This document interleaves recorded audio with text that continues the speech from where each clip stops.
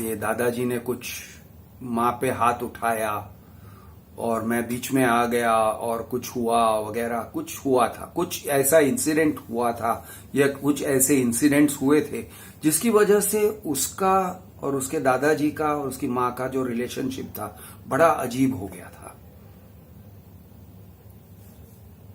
लोग बुजुर्ग इस तरह के बर्ताव करते हैं, बहू पे जुल्म करते हैं और बड़ा एक अजीब सा एटमॉस्फेयर हो जाता है, पूरे घर में एक टेंशन फैल जाता है। नहीं करना चाहिए, लेकिन उन्हें कौन समझाएगा।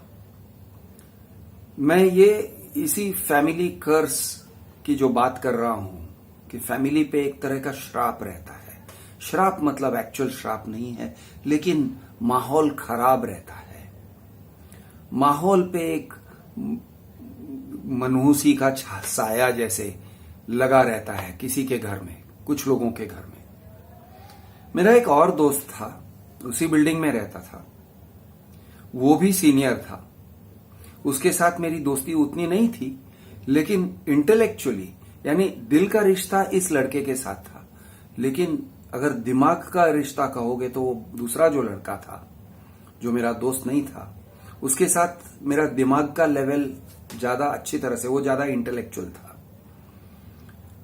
और एक दिन हम दोनों बातें कर रहे थे और उसने कहा, यार हम कॉलेज में हैं, लेकिन मैं चाहता हूं कि कॉलेज से निकलूं और पैसे कमाने लगूं।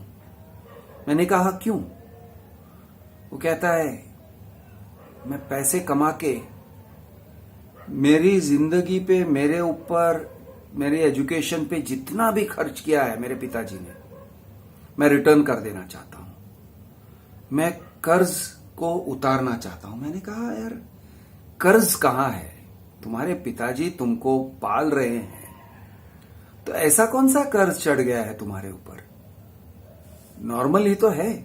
बच्चे बड़े होते हैं, उनका खर्चा पिताजी उठाते हैं, बाद में ठीक है बच्चे कमाने लगेंगे और फिर वो पिताजी का खर्चा, माँ बाप का खर्चा उठाएंगे, दादाजी का खर्चा उठाएंगे। नॉर्मल है, इसमें कर्ज कहां पे चढ़ गया?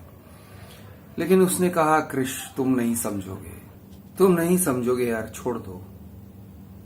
उसने कुछ खास नहीं समझाया, लेकिन मुझे ऐसे महसूस हुआ कि उसके घर का माहौल कुछ ऐसा था कि वो शेयर करना नहीं चाहता था, लेकिन पैसों को लेके कुछ ठीक नहीं था। बाप बेटे के बीच में कुछ ठीक नहीं था, या फिर उसके और परिवार वाले अगर थे, मैं जानता नहीं हूं उसका दादाजी था या नहीं, क्योंकि मैंने उसको उतनी अच्छी तरह से पहचाना नहीं।